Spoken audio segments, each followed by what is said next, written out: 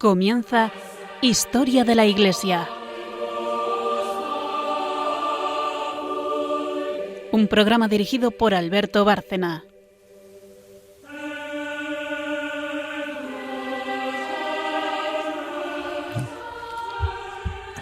Buenas tardes, María Ornedo.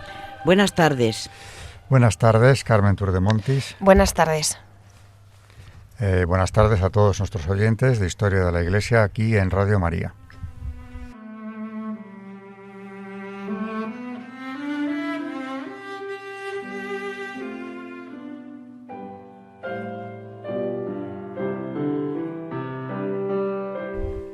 Vamos con el resumen del programa que sigue el esquema de todos los anteriores, claro.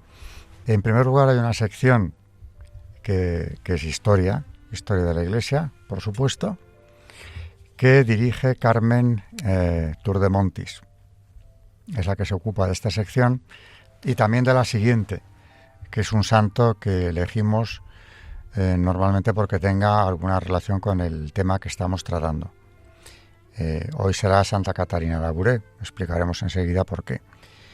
Y la tercera sección que lleva María Ornedo es sobre magisterio y hoy nos va a hablar, porque llevaba mucho tiempo hablando de Eucaristía, muchísimos programas, quien nos siga lo sabe, va a hablar también de Eucaristía, pero de otra manera.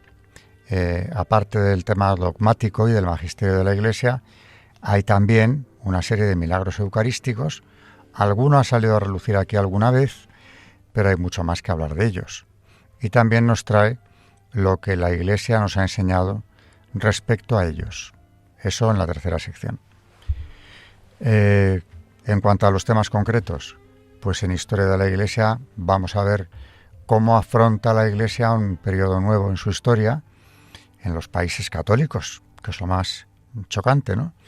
Que es la oposición que se va a encontrar por parte de un amplio sector político que está en contra de ella. Así que vamos a ir conociendo persecuciones contra la Iglesia que de manera regular, copiando el modelo francés, me refiero al de la Revolución, van a ir haciendo con las iglesias nacionales lo mismo que habían hecho en Francia.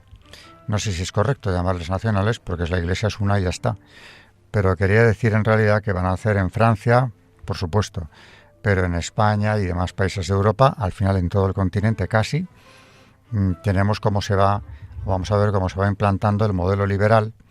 El régimen liberal viene de la Revolución Francesa y al final nos encontramos con una Iglesia acosada, despojada y muchas veces en situación muy difícil.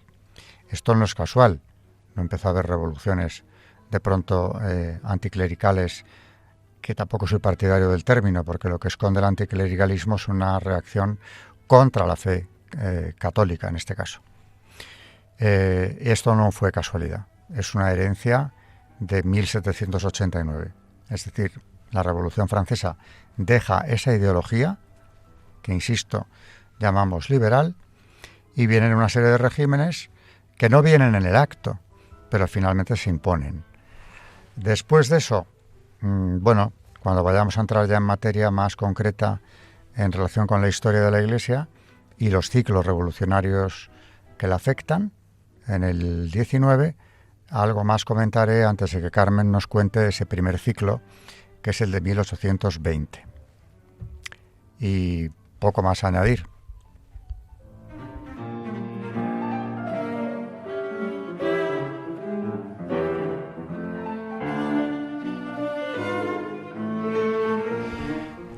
Hemos dedicado varios programas durante semanas a hablar de la Revolución y centrándonos en un aspecto que suele pasar no desapercibido porque no es fácil, pero sí que se le da una importancia menor cuando en realidad es la clave de la revolución. La revolución espiritual que vive Francia, una revolución donde los dirigentes lo que buscan, y lo oran momentáneamente al menos, es destruir a la Iglesia Católica. Lo intentaron desde el principio con aquella Constitución Civil del Clero y lo van a seguir haciendo durante muchos años. Con esa persecución religiosa que tan detalladamente hemos visto aquí, sobre todo en algunas zonas como la Vendée, llegamos al 19. Y entrando ya al siglo XIX, bueno, ya un poco antes, en la última etapa revolucionaria, el Directorio, parece como que se va suavizando la persecución, se va normalizando la vida. Pero no será hasta que llegue el consulado, que es un régimen político a caballo entre revolución y restauración. Pero ya en el consulado está Napoleón al frente, y aunque desde luego no vamos a hablar de sus virtudes cristianas ni de la fe que él profesara, que no la conocemos, por lo menos oficialmente restaura la Iglesia en una gran medida. No va a ser nunca lo de antes, pero al fin y al cabo él firma un concordato con el Papa.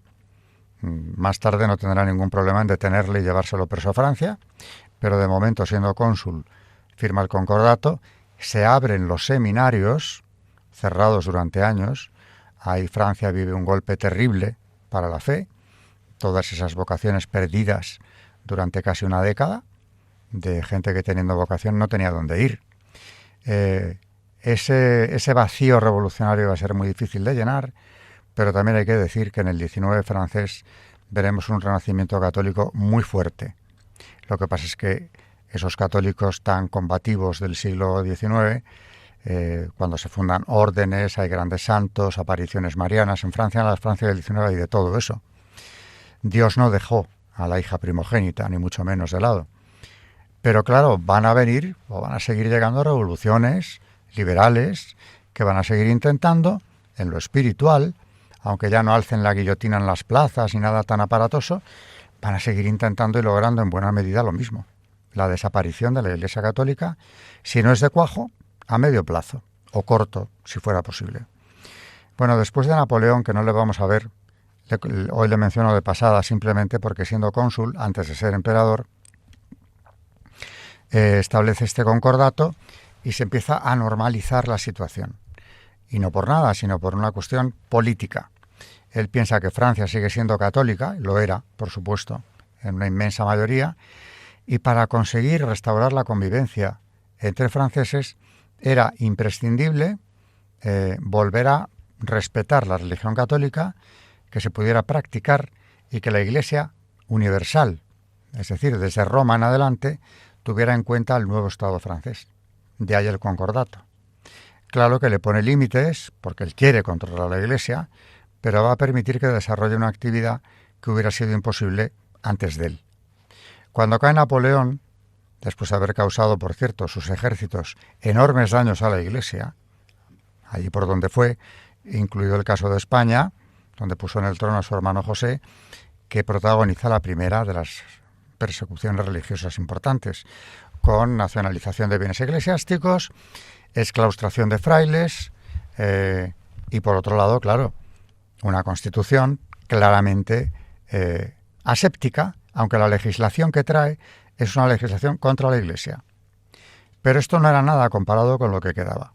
Después de a la caída de Napoleón, todo lo que él había construido, esas monarquías artificiales, todo se desploma, y se reúnen sus enemigos, los que le habían derrotado, sobre todo Austria, Prusia, Rusia y muchos más estados menores, Inglaterra también, por supuesto, se reúnen en Viena.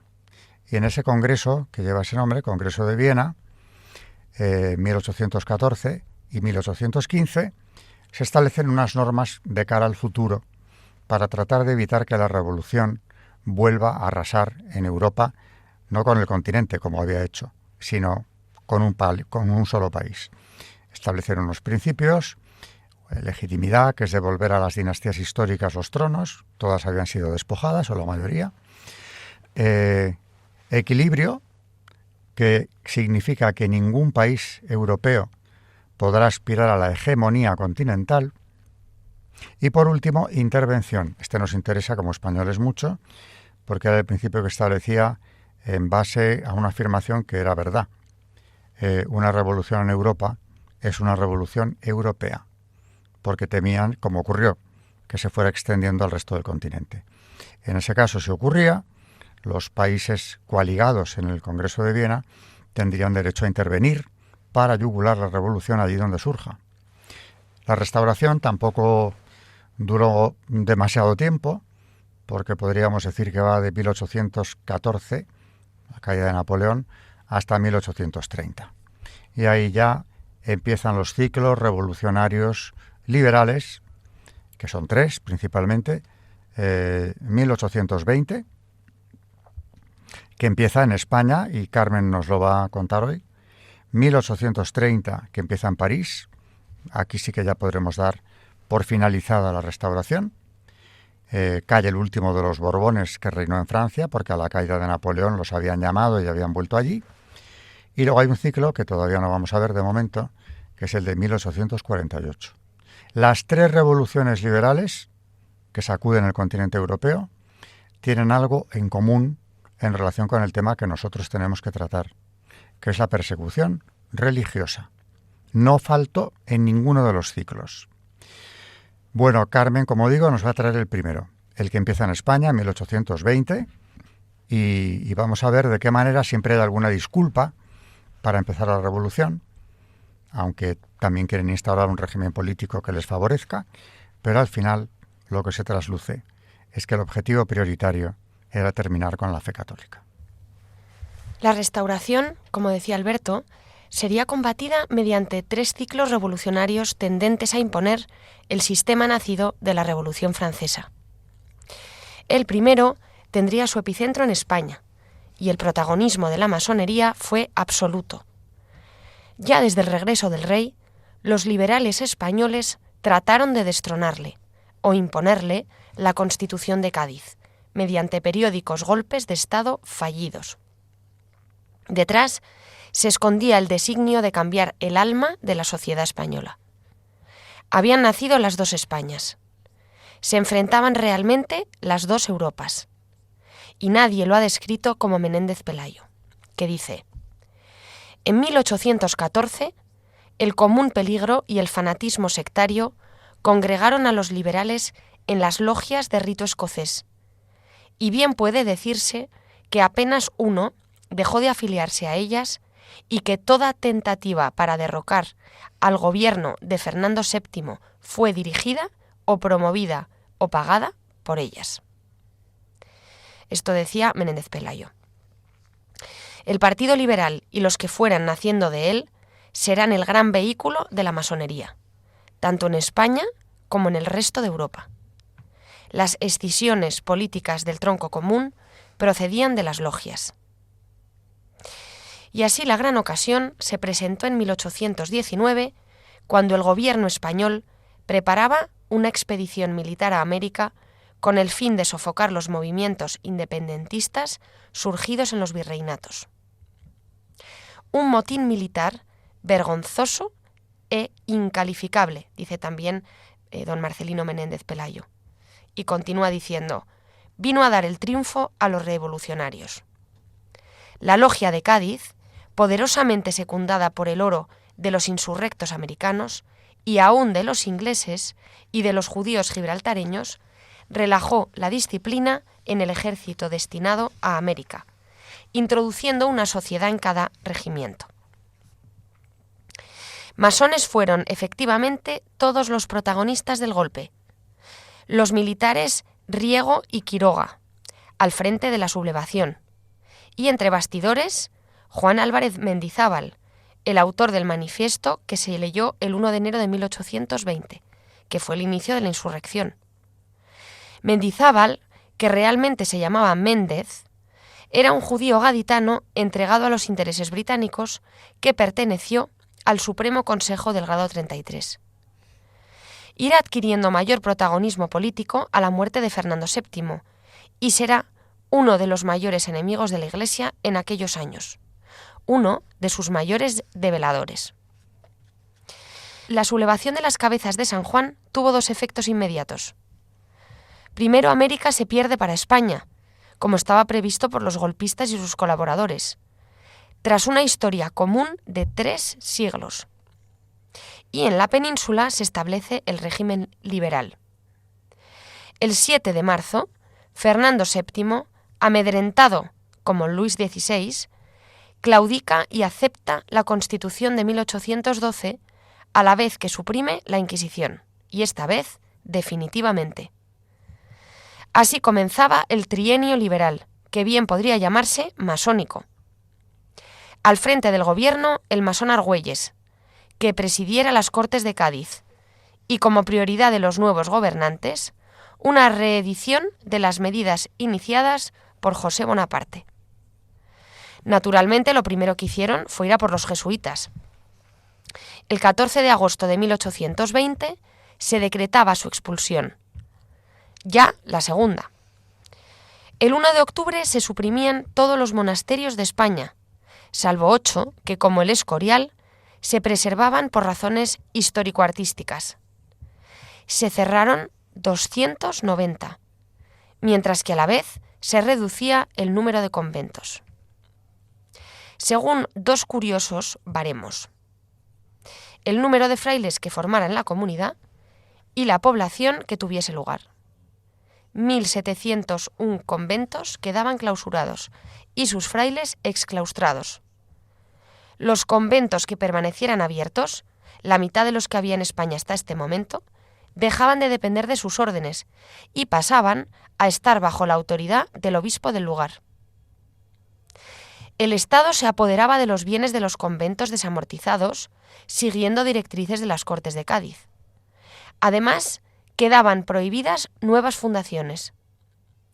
El primer zarpazo iba contra el clero regular, como la Francia revolucionaria. Aparte de esto, el gobierno español rompía relaciones con la Santa Sede y expulsaba al nuncio en 1823. 8 obispos fueron desterrados, inaugurando una práctica de los gobiernos masónicos que llegaría hasta la Segunda República. Peor suerte aguardaba al de Vic, el franciscano Fray Ramón Strauss Vidal, asesinado el 16 de abril de 1823 cerca de Molins del Rey, cuando era conducido a Tarragona para ser juzgado por el Tribunal Supremo de Guerra, como sospechoso de realista. La orden de matarlo venía de Roten, lugarteniente del general Mina, miembro de la masonería, que no trató de evitar las matanzas. Junto al obispo fueron asesinados 25 manresanos, entre ellos varios sacerdotes. Algunos españoles empezaban a matar curas. El tono sangriento de las persecuciones contra la Iglesia será frecuente a partir de aquel momento y durante el resto del siglo, para alcanzar su culmen en el siglo XX. El trienio acabó en guerra civil, porque surgieron partidas realistas que defendían lo mismo que en 1808, el trono y el altar. Y la situación en España era similar a la de la Francia revolucionaria, con un rey humillado en palacio y prisionero de su propio gobierno, que llegó incluso a declararlo incapaz, mientras comenzaba el desmantelamiento de la Iglesia, contemplada por los liberales como el principal enemigo a batir. Fue el primer fogonazo de poder masónico en España, más visible incluso que el gobierno de Pepe Botella, cuando la guerra desviaba la atención de las medidas administrativas. A partir de 1820 se desataba en España una persecución religiosa, encubierta también por la revolución política. El experto en masonería española del siglo XIX, Mariano Tirado Rojas, resume así la represión anticatólica llevada a cabo durante el trienio. Dice así: en estas circunstancias, masones y comuneros emulaban en crueldad y fiereza contra los absolutistas y católicos, como de ello dan testimonio los asesinatos del venerable obispo de Vic y de Vinuesa, cura de Tamajón, el horrible suplicio ordenado por el masón Méndez Vigo en las personas de 51 individuos adheridos a la Junta Apostólica de Santiago, y las enormes crueldades llevadas a cabo por los generales Mina y Riego, ambos afiliados a la Sociedad de los Comuneros. 1820 fue el inicio del primer ciclo de revoluciones liberales o burguesas que recorrieron Europa, abortado por la intervención de las potencias reunidas en el Congreso de Verona, convocado en aplicación de uno de los principios de Viena, que era el de intervención. Una revolución en Europa era una revolución europea y debía ser atajada. De ahí el envío a España de los 100.000 hijos de San Luis, los franceses, para sorpresa de los liberales, que fueron recibidos entonces como libertadores, incluso en la heroica Zaragoza. Venían a rescatar al mismo rey que Napoleón había secuestrado, aquel deseado de los españoles de 1808, ya bastante desmitificado por sus súbditos, pero la misma encarnación de la corona que defendieron entonces. En Madrid se le había cantado el trágala. Su palacio había sido allanado como las Tullerías en 1791, y su guardia real había sido derrotada cuando se sublevó a favor suyo por la milicia nacional, remedo de la guardia comandada por Lafayette, creada con la misma finalidad: poner en pie un ejército de voluntarios para la revolución. Todo eso, y el ataque a la Iglesia principalmente, venían a frenar los soldados del duque de Angulema. Por eso eran aclamados. 1823 fue la demostración de que el proyecto masónico no era desde luego la causa del pueblo español. Bueno, pues como vemos, ha habido algún precedente. Comentaba antes ya el reinado de José Bonaparte, donde ya vemos persecución eclesiástica o persecución contra la Iglesia, pero esto del trienio liberal es mucho más grave. Aquí ya vemos un inicio de desamortización en el que desaparecen la mitad de los conventos de España, siendo exclaustrados sin la menor indemnización ni que el Estado arbitrara medida alguna para socorrer a esas miles de personas que quedaban en la calle. Y vemos de paso también cómo fueron hasta incluso contra las personas. O sea que uno de los objetivos clarísimos de la Revolución de 1820, es decir, lo que se inició en las cabezas de San Juan, sí nos suelen contar que es establecer la Constitución, que no estaba vigente porque Fernando VII se había negado, pero sin embargo los liberales que aún defienden el trienio y la Constitución del 12, etcétera, etcétera, rarísima vez, yo diría que nunca lo he visto, nos hablan de la persecución religiosa que trajo. Y que habría que ver cuál era la explicación. Si quieren la Constitución y quieren instaurarla, etcétera, etcétera, han tomado el poder mediante un golpe de Estado, al rey lo tienen sometido y secuestrado, ¿por qué tienen que empezar a nacionalizar los bienes y los edificios de los monasterios y de los conventos de España? ¿Por qué expulsan a la Compañía de Jesús, como en el siglo XVIII? ¿Por qué también hay otros 8 obispos exiliados y el nuncio apostólico? ¿Por qué ocurre todo esto? ¿Por qué matan a uno de ellos, acusándole de realista? Es decir, hay una guerra civil porque el pueblo se levanta.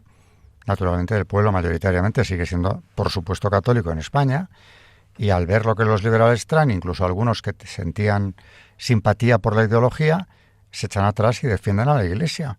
Defienden al antiguo régimen, en realidad, porque a la monarquía también. Así que, bueno, hemos inaugurado un periodo de la historia de España de triste recuerdo, muchísimas veces, por más que ahora quieran vendérnoslo como lo mejor de nuestra historia, siendo así que de ninguna manera se puede presentar como tal cosa. Y bueno, pues después de esto pasaremos a temas relacionados, porque Carmen enseguida tiene que hablar del santo del día, y precisamente ese santo, santa, tiene que ver también con las revoluciones liberales y con la Virgen especialmente, que viene para avisar de que otra se avecina.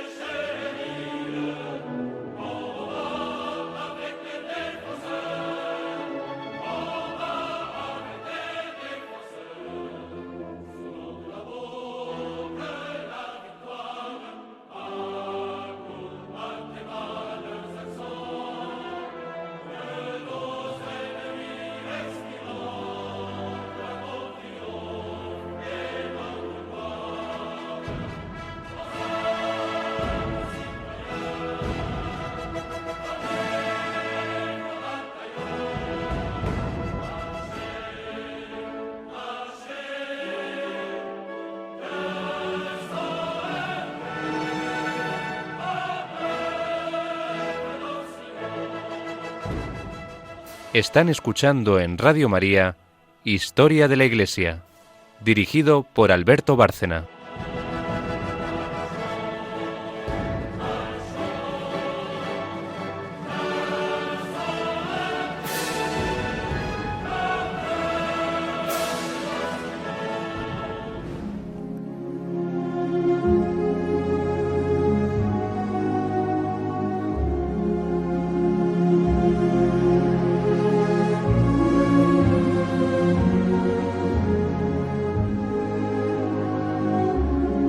Santos en la historia de la Iglesia.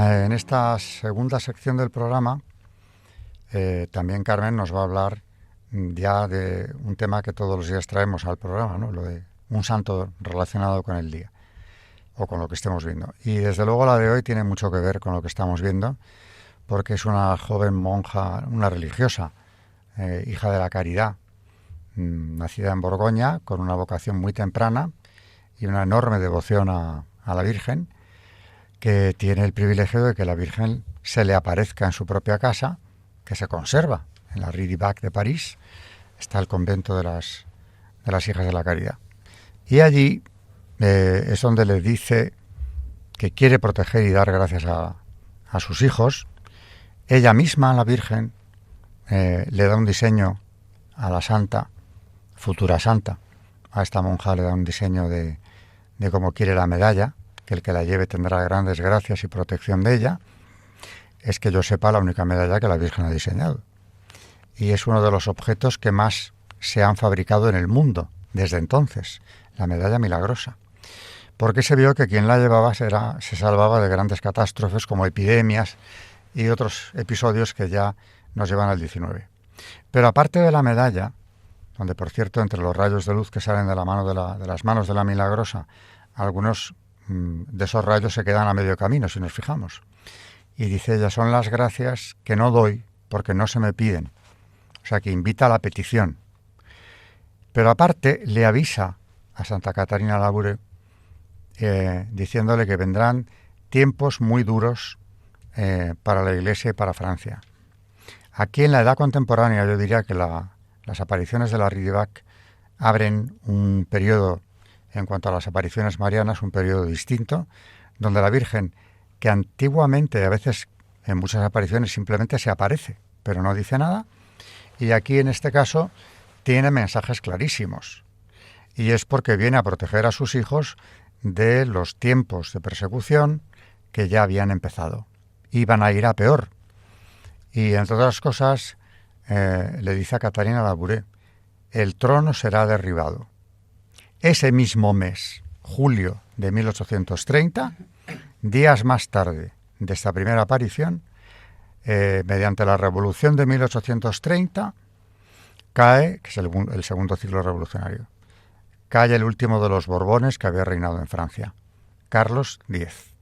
Y se abre un periodo nuevo, aunque ponen en el trono a Luis Felipe de Orleans, un rey liberal, que les puede servir mucho mejor a sus fines. Pero ya hay revolución, por supuesto, hay violencia y entramos en un periodo nuevo. Aquí sí que podemos dar por acabada la restauración. Y la Virgen avisa, el trono será derribado.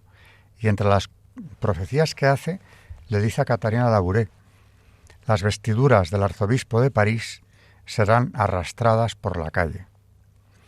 Pensó ella que se refería al arzobispo, que en ese momento lo era. Pero no.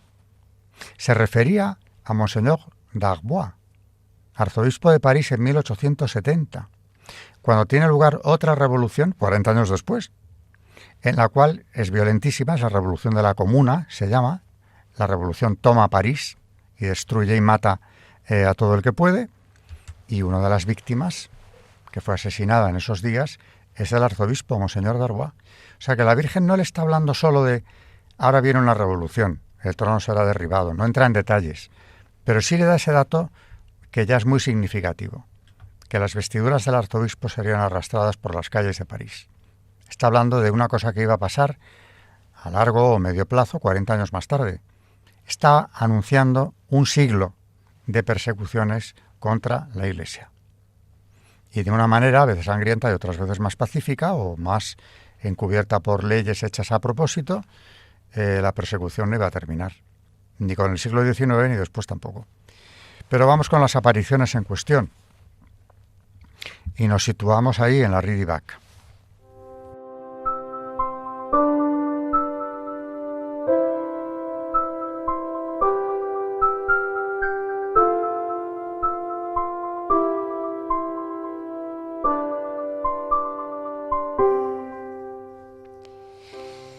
El cielo bajó a la tierra. Desde julio hasta diciembre de 1830, Sor Catalina, joven novicia de las Hijas de la Caridad, recibe el inmenso favor de conversar 3 veces con la Virgen María. En los meses precedentes, Catalina fue favorecida con otras apariciones. San Vicente de Paúl le enseñó su corazón. Estando en oración en la capilla, Catalina vio 3 días seguidos el corazón de San Vicente de Paúl de 3 colores distintos. Se le apareció primero blanco, color de paz, luego rojo, color de fuego, y por último negro, señal de las desgracias que iban a caer sobre Francia y París en particular. Poco después, Catalina vio a Cristo presente en la Eucaristía. Vi a nuestro Señor en el Santísimo Sacramento, durante todo el tiempo de mi seminario, excepto todas las veces en que dudé. El 6 de junio, fiesta de la Santísima Trinidad, se le apareció Cristo como Rey crucificado, despojado de todos sus atributos. El 18 de julio de 1830, en víspera de la fiesta de San Vicente, a quien quiere tanto, Catalina acude a este santo, que le había mostrado su corazón desbordante de su amor, para que su gran deseo de ver a la Santísima Virgen se cumpla por fin. A las 11:30 de la noche oye que la llaman por su nombre. Al pie de su cama, un niño misterioso la invita a levantarse. La Virgen María te espera. Catalina se viste y sigue al niño, cuyos destellos iluminan todo a su paso. Llega a la capilla y Catalina se detiene cerca del sillón del sacerdote. Oye entonces como el frufru de un vestido de seda. «He aquí la Santísima Virgen», dice su pequeño guía. Dudé en creerlo, pero el niño repite en voz más alta: «He aquí la Santísima Virgen». Catalina corre a arrodillarse ante María sentada en el sillón. Entonces, de un salto, me puse de hinojos, en las gradas del altar, apoyadas las manos en las rodillas de la Virgen Santísima. Y allí pasó un momento, el más feliz de mi vida. Sería imposible decir lo que experimenté. La Virgen me dijo cómo debía portarme con mi confesor y varias otras cosas. Catalina recibe el anuncio de una misión y una petición, que se funde una cofradía de las Hijas de María, lo que hará el padre Aladel el 2 de febrero de 1840. El 27 de noviembre de 1830, a las 5:30 de la tarde, y estando las novicias en oración, la Virgen se le aparece de nuevo a Catalina. Primero ve a Catalina como 2 cuadros vivientes que pasan en fundido encadenado, y en los cuales la Virgen está de pie sobre medio globo terráqueo, aplastando sus pies una serpiente. Esta bola representa al mundo entero, a Francia y a cada persona en particular. En el segundo salen de sus manos abiertas, cuyos dedos llevan anillos de piedras preciosas, unos rayos de un brillo bellísimo. Y Catalina oye una voz también que dice: «Estos rayos son el símbolo de las gracias que María consigue para los hombres». Después se forma un óvalo en torno a la aparición y Catalina ve cómo se inscribe en semicírculo una invocación hasta entonces desconocida en letras de oro: «Oh María, sin pecado concebida, ruega por nosotros que recurrimos a ti». Y oye: «Haz acuñar una medalla según este modelo. Las personas que la lleven con confianza recibirán grandes gracias. Después se vuelve el cuadro y Catalina ve el reverso de la medalla. Arriba, una cruz sobre la letra inicial de María y abajo 2 corazones, uno coronado de espinas y otro atravesado por una espada.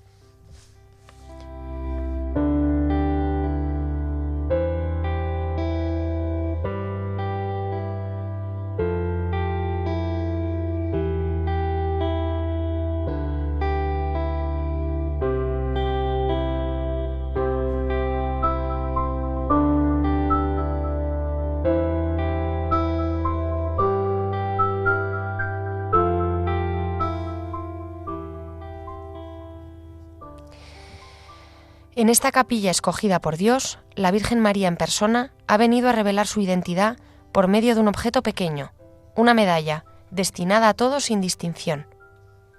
La identidad de María era tema de controversias entre teólogos desde los primeros tiempos de la Iglesia. En 431, el Concilio de Éfeso había proclamado el primer dogma mariano: María es Madre de Dios. Desde 1830, la invocación «Oh María, sin pecado concebida, ruega por nosotros que recurrimos a ti», que se levanta hacia el cielo 1000 y 1000 veces repetida por miles de almas cristianas, va a producir su efecto. El 8 de diciembre de 1854, Pío IX proclama el dogma de la Inmaculada Concepción. Por una gracia especial que ya le venía de la muerte de su hijo, María fue concebida sin pecado. 4 años más tarde, en 1858, las apariciones de Lourdes van a confirmar a Bernadette Soubirous el privilegio de la Madre de Dios. Corazón Inmaculado, María fue la primera rescatada por los méritos de Jesucristo. Es luz para nuestra tierra. Todos estamos destinados, como ella, a la felicidad eterna. Una medalla milagrosa. ¿Por qué? Luminosa y dolorosa. Unos meses después de las apariciones, Sor Catalina es destinada al hospicio de Enghien, en el distrito 12 de París, para curar a los ancianos. Se pone al trabajo, pero la voz interior insiste: hay que hacer que se acuñe la medalla. En febrero de 1832 hay en París una terrible epidemia de cólera, con más de 20.000 muertos. Las hijas de la caridad empiezan a distribuir en junio las 2000 primeras medallas acuñadas a petición del padre Aladel. Son numerosas las curaciones, así como protecciones y conversiones. Es un maremoto. El pueblo de París califica la medalla de milagrosa. En otoño ya hay más de 500.000 y al año siguiente más de 1 millón en todo el mundo. En 1839 se ha propagado la medalla hasta alcanzar más de 10 millones de ejemplares. A la muerte de Catalina se cuentan más de 1.000 millones de medallas.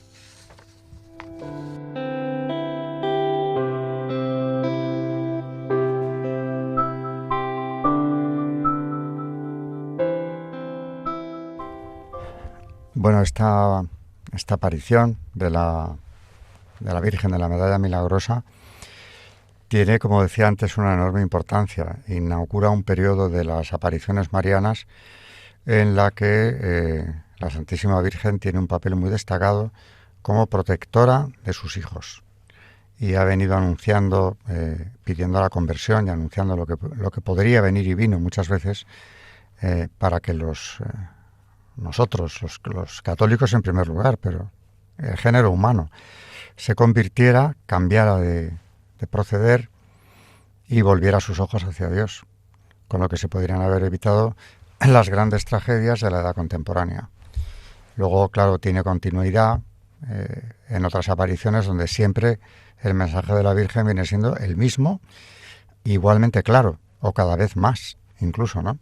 La Salette en Francia también, Fátima, por supuesto, también hay avisa y pide siempre conversión, pide justificación, en reparación de los pecados cometidos y un cambio de actitud ante la Eucaristía, evidentemente, ¿no? Y aquí, como digo, ha sido ya muy clara en el siglo XX y hay un hilo conductor clarísimo entre 1830 y 1981, donde la Virgen, cada vez que se aparece en distintos puntos del mundo, está diciendo lo mismo, avisando a sus hijos y llamándoles a la conversión frente a un futuro muy amenazante, más amenazante de lo que había sido nunca antes. Terminado esto, pues ya nos queda solo entrar en la tercera y última sección de María Ornedo, que nos va a traer milagros eucarísticos. Como decía antes, ha estado hablando de la Eucaristía durante, no sé el tiempo, pero varios meses, el sacramento de la Eucaristía en el magisterio de la Iglesia. Hoy va a hablar de milagros eucarísticos, que yo creo que vienen a ser como una demostración sensible que Dios nos da para que veamos que efectivamente está presente en la Eucaristía, ¿no? Así que cuando quieras, María.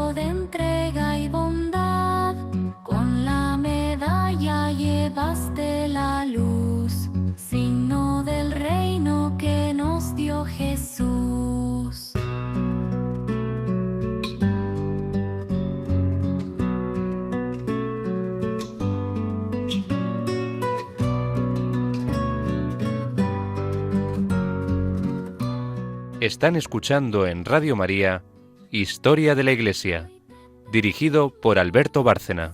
Nuestra guía, como a los pobres mostraste alegría, junto a María ruega por nosotros, que en su amor puro seamos devotos. Santa Catalina.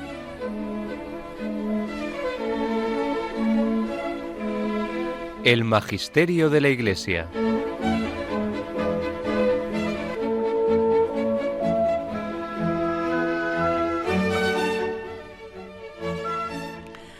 Hablamos hoy de milagros eucarísticos, teniendo en cuenta que el Catecismo de la Iglesia Católica reconoce la existencia de revelaciones privadas, algunas de las cuales han sido reconocidas por la autoridad de la Iglesia. Entiende por milagro un hecho que está fuera del orden normal de las cosas y que solo puede explicarse por la intervención de Dios. Además, se afirma que los milagros son signos sensibles de la presencia y del poder de Dios y tienen la función de confirmar la fe de los creyentes. El milagro eucarístico se produce todos los días en la Eucaristía y ese es el mayor milagro. Y bueno, pues tenemos la suerte, los católicos, de tener este sacramento, que podemos cada día tenerlo. No nos damos cuenta de lo que significa, a pesar de la cantidad de tiempo que llevamos trayendo la Eucaristía al programa, pues es tan impresionante el milagro que no, si supiéramos de verdad que estamos recibiendo realmente el cuerpo y la sangre de Jesucristo en cada misa en la que asistimos y comulgamos, pues yo creo que nos desmayaríamos. He traído una obra de Santiago Mata que recopila milagros eucarísticos y vamos a empezar por el del Anciano en Italia, en el que en el siglo VIII, es decir, ya en plena Edad Media, aparece un suceso que va más allá de un mero relato y que puede ser considerado como el primer milagro eucarístico cuyas huellas materiales han llegado hasta la actualidad, y también como aquel cuyas reliquias han sido más estudiadas. Lanciano es una población italiana que está situada a 160 kilómetros al este de Roma, y el suceso al que se ha dado en llamar Milagro del Anciano destaca por ser el primero del que se conservan reliquias de carne y sangre procedentes del pan y vino eucarísticos. Franco Serafini, en su obra Un cardiólogo visita a Jesús, dice así: el suceso del anciano se refiere a un monje que celebraba misa en esa ciudad entre los años 700 y 750 y que seguía la regla de San Basilio, entroncada en los padres del desierto y particularmente en San Antonio Abad. Muchos religiosos orientales se refugiaron en Italia huyendo de las persecuciones persas o de los propios emperadores bizantinos, cuando bajo la influencia de herejías iconoclastas ordenaban destruir las imágenes religiosas. Probablemente el monje que se refugió en Lanciano huía de León III, que gobernó del 717 al 741, cuyas persecuciones continuaron durante el reinado de Constantino V y pasadas otras 4 décadas bajo el de León V, del 813 al 820. No se conserva el nombre del protagonista de este suceso. El manuscrito de 1631, distante 900 años de los hechos, citado por Serafini, dice que el monje no estaba bien firme en la fe. Letrado en las ciencias del mundo, pero ignorante en la de Dios, andaba de día en día dudando si en la hostia consagrada estaba el verdadero cuerpo de Cristo y si en el vino estaba la verdadera sangre, y constantemente rogaba a Dios que le quitara esta herida del corazón. Una mañana, tras haber pronunciado las palabras de la consagración en la misa, más que nunca se encontraba inmerso en su antiguo error, y entonces vio el pan convertido en carne y el vino en sangre. El primer texto que habla del suceso data de la investigación eclesiástica emprendida en 1574 por el arzobispo Rodríguez.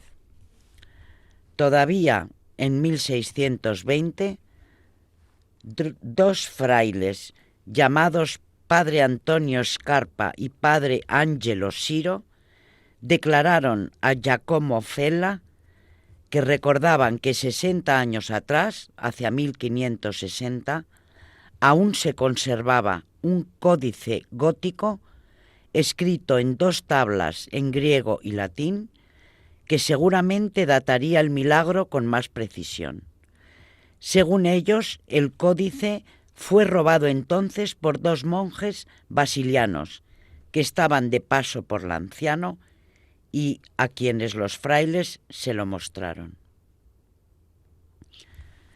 Seguiremos el próximo día con el milagro eucarístico del anciano, porque se nos acaba el tiempo del programa.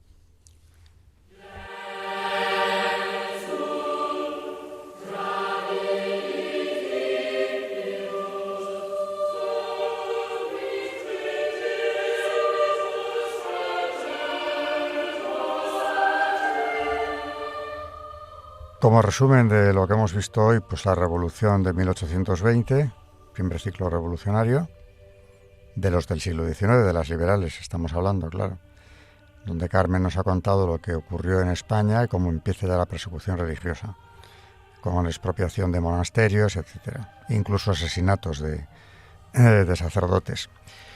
Después en el Santo del Día, con Catalina Labouré, nos ha llevado a ese contexto de revoluciones liberales, en vísperas de la segunda, el segundo ciclo, de 1830, y todo el significado que tiene esa aparición y la medalla que la Virgen dejó. Y en la parte de Magisterio, la que hace María Ornedo, nos ha introducido en los milagros eucarísticos, hablando del milagro del anciano. Lo estaba situando en la historia. El próximo día nos contará en qué consistió el milagro, que es realmente impresionante y merece la pena conocerlo para quien no lo haya conocido, ¿no? Son manifestaciones de Dios que quiere dejar claro que su presencia es real en la Eucaristía. Así que nos citamos hasta el próximo día para acabar de oírlo.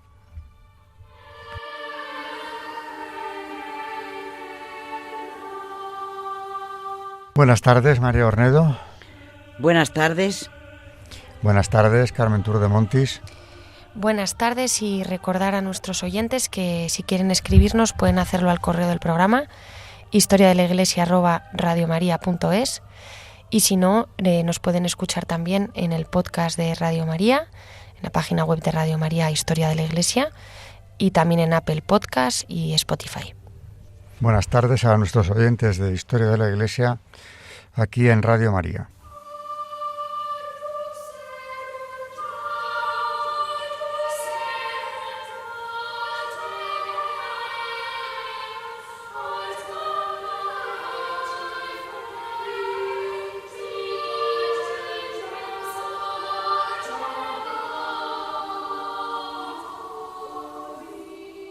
Han escuchado Historia de la Iglesia, un espacio dirigido por Alberto Bárcena.